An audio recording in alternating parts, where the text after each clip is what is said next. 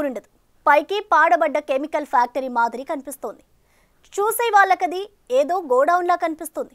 కానీ వేల కోట్ల రూపాయల విలువైన డ్రగ్స్ తయారీ తమ చుట్టే తయారవుతుందని చాలా మందికి తెలియదు. హైదరాబాద్ చెర్లపల్లి వాగ్దేవి ల్యాబ్స్ మాటున జరిగిన దందా చూసి పోలీసులే షాక్కు గురయ్యారు. ఎవరికీ తెలియకుండా గుట్టు చప్పుడు కాకుండా ఇంత పెద్ద నెట్వర్క్ నడుస్తుందా అని అనుకున్నారు. ఈ డ్రగ్స్ డెన్ను గుర్తించేందుకు మహారాష్ట్ర పోలీసులు చేసిన డెకాయ్ ఆపరేషన్ థ్రిల్లర్ మూవీకి ఏమాత్రం తగ్గకుండా ఉంది.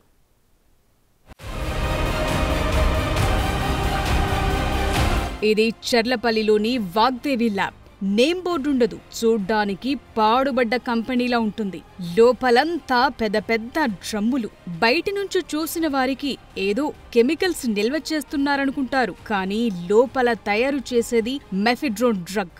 మార్కెట్లో కిలో మెఫిడ్రోన్ వాల్యూ ఏకంగా 1.25 కోట్ల రూపాయలు. ఓ వైపు డ్రగ్స్ కు వ్యతిరేకంగా ప్రభుత్వం పెద్ద ఎత్తున ఈగిల్ టీమ్స్ పెట్టింది. రోజు ఎక్కడో చోట కస్టమర్లు డ్రగ్ పెడ్లర్లను పట్టుకుంటూనే ఉన్నారు. వాళ్ళంతా చిన్న చేపలే. కానీ వాగ్దేవి ల్యాబ్స్ లో దొరికింది మాత్రం ఏకంగా 12,000 కోట్ల రూపాయల విలువైన మాల్.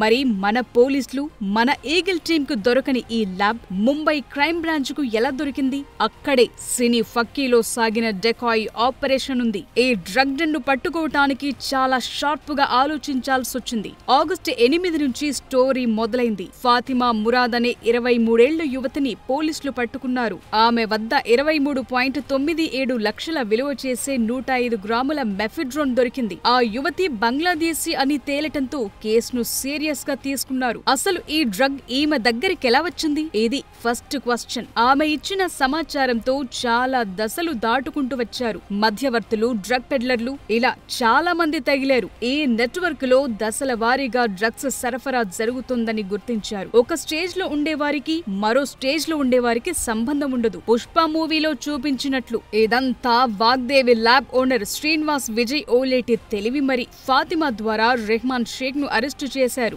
ఆ తరువాత వేర్వేరు దశల్లో మరో 8 మందిని అరెస్టు చేసి 178 గ్రాముల మెఫిడ్రోన్ ను సీజ్ చేశారు. చివరగా మ్యాటర్ చర్లపల్లి వాగ్దేవి ల్యాబ్ దగ్గరకు చేరింది.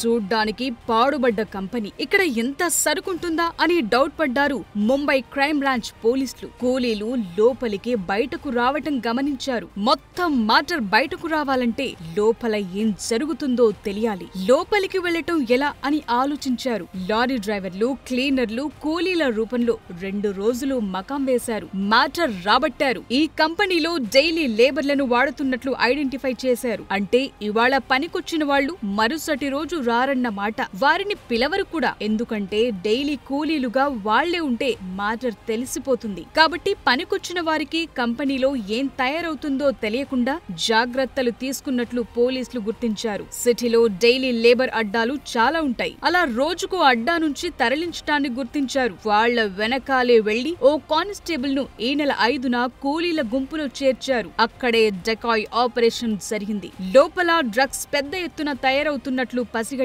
వెంటనే లోకల్ పోలీసులకు తెలియకుండా బాసాయి విరార్ కు చెందిన law and order crime branch పోలీసులు పెద్ద ఎత్తున జాయింట్ ఆపరేషన్ నిర్వహించారు. కంపెనీని క్షణాల్లో రౌండప్ చేశారు. ఈ డ్రగ్స్ దందా చేస్తోన్న శ్రీనివాస్ విజయ్ ఓలేటి, అతని కెమిస్ట్ తానాజీ పండరీనాథ్ పట్వారీని అరెస్టు చేశారు. ఇది చర్లపల్లి పారిశ్రామిక వాడలో వెలుగు చూసిన భారీ డ్రగ్ డెన్. ఈ మధ్య కాలంలో ఇంత భారీ ఆపరేషన్ చేయటం ఇదే తొలిసారి. నిజానికి లోకల్ పోలీసులు, టీజీ నాబ్, ఈగిల్ టీంలు కూడా పసిగట్టలేని విధంగా దందా నడిపాడు శ్రీనివాస్ ఓలేటి. మెఫిడ్రోన్ తయారీకి శ్రీనివాస్ ఓలేటి గురుగ్రామ్ లోని కిమియా బయోసైన్స్ అనే కంపెనీ నుంచి ముడి పదార్థాలు తెప్పించినట్లు మహారాష్ట్ర పోలీసులు ఐడెంటిఫై చేశారు. రా మెటీరియల్ పై అసలు పేర్లు కాకుండా ఇతర లేబుళ్లను అంటించి హైదరాబాద్ కు తరలించేవారు. ఇలా చేస్తే ఎవరికీ డౌట్ రాదు. పైగా ప్యాకింగ్ విప్పి చూడరు అనుకుని ఇలా ట్రాన్స్పోర్ట్ చేసేవారు. ఈ నెట్వర్క్ లో ఫాతిమా లాంటి వారు ఎందరో ఉన్నారు. వారి కోసం గాలిస్తున్నారు. అంతేకాదు ఈ మెఫిడ్రోన్ డ్రగ్స్ ను వాడే వారి వివరాలను గుర్తించే పనిలో ఉన్నారు. మొదట్లో శ్రీనివాస్ విజయ్ ఓలేటి హైదరాబాద్ లో టెకీలకు మాత్రమే మెఫిడ్రోన్ అందించేవాడు. దందా బాగుంది కదా అని క్రమంగా ఇతర రాష్ట్రాలకు సప్లై పెంచేశాడంటున్నారు మహారాష్ట్ర పోలీసులు. ముంబై, గోవా, బెంగుళూరుకు డ్రగ్స్ సరఫరా చేస్తున్నట్లు గుర్తించారు. కెమికల్ ల్యాబ్ మాటున ఇంత పెద్ద డ్రగ్స్ డెన్ బయటపడటంతో రాచకొండ పోలీసులు అలర్ట్ అయ్యారు. చర్లపల్లితో పాటు నాచారం, మల్లపూర్ లాంటి ఏరియాల్లోని పారిశ్రామిక వాడల్లో ఉన్న కంపెనీలు ఏ ఉత్పత్తులను తయారు చేస్తున్నాయి?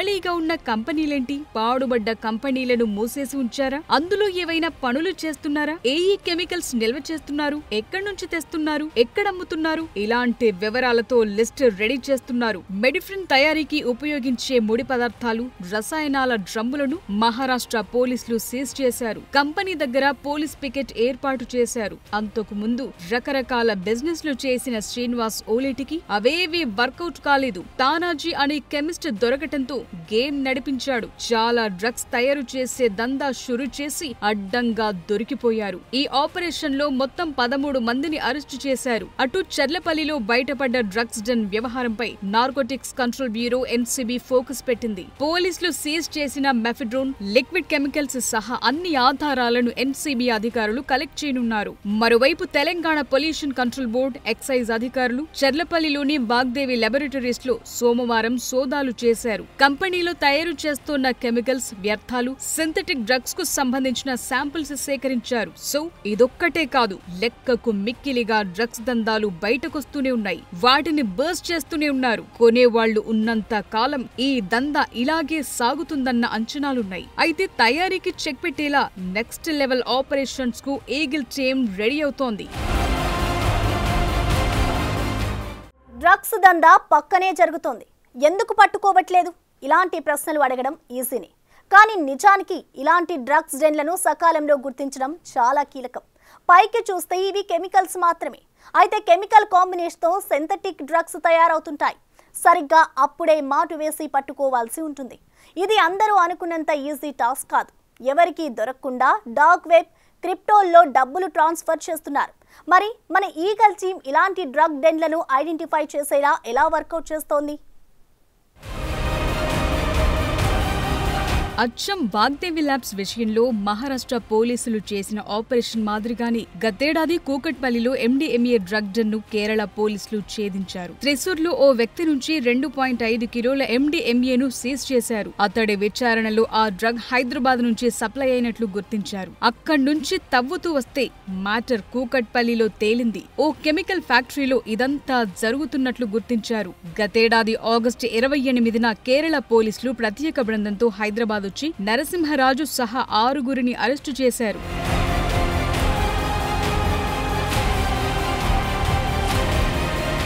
నిజానికి మూత్రాశయం, కిడ్నీ సంబంధిత వ్యాధులకు మందుల తయారీ ముసుగులో కూకట్పల్లిలోని ల్యాబ్లో ఎండీఎంఏ డ్రగ్స్ తయారు చేస్తున్నట్లు గుర్తించారు. Thrissur regional forensic science lab లో జరిపిన పరీక్షలో ఎండీఎంఏ తయారీకి ఉపయోగించిన కెమికల్స్ ను ఐడెంటిఫై చేశారు. ఈ ల్యాబ్లు అమెరికా, జపాన్, జర్మనీ వంటి దేశాల నుంచి దిగుమతి చేసుకున్న ఆధునిక సామాగ్రిని ఉపయోగించారు. హైదరాబాద్ అంటే ఫార్మా హబ్. ఫార్మా ప్రొడక్ట్స్ కు ఇండియా క్యాపిటల్ హైదరాబాద్. ఏ మెడిసిన్ అయినా మన దగ్గరే తయారవుతుంది. ఫార్మా ఇండస్ట్రీలు ఎన్నో ఉన్నాయి. అయితే వీటిలో చాలా వరకు పర్మిషన్లున్న మెడిసిన్సే తయారవుతాయి. కానీ కొన్నిట్లు మాత్రం దురాశకు పోయి ఇలా డ్రగ్స్ తయారు చేస్తున్నట్లు వరుస ఘటనలు చూస్తే అర్థమవుతోంది. పైగా ఫార్మా కంపెనీల్లో రోజు చెకింగ్స్ చేయటం ఎవరి వల్ల కాదు. ఎందుకంటే కెమికల్స్ రకరకాల కంపోజిషన్లో ఉంటాయి.